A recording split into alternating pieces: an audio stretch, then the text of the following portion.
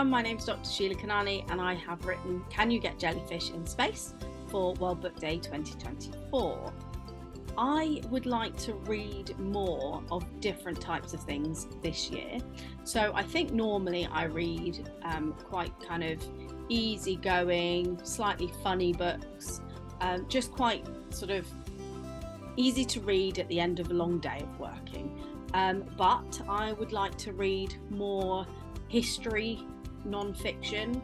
I'd definitely like to read more books written by women, and I'd like to learn more about the history of human beings. I read a lot of science books because I'm a scientist, but sort of more like history and humans and where we've come from and that kind of thing would be great. I would also like to read more music. I have played the piano since I was young, but I've stopped playing the piano over the years just because life gets in the way. But I bought a digital piano and I'd like to get back into playing the piano more.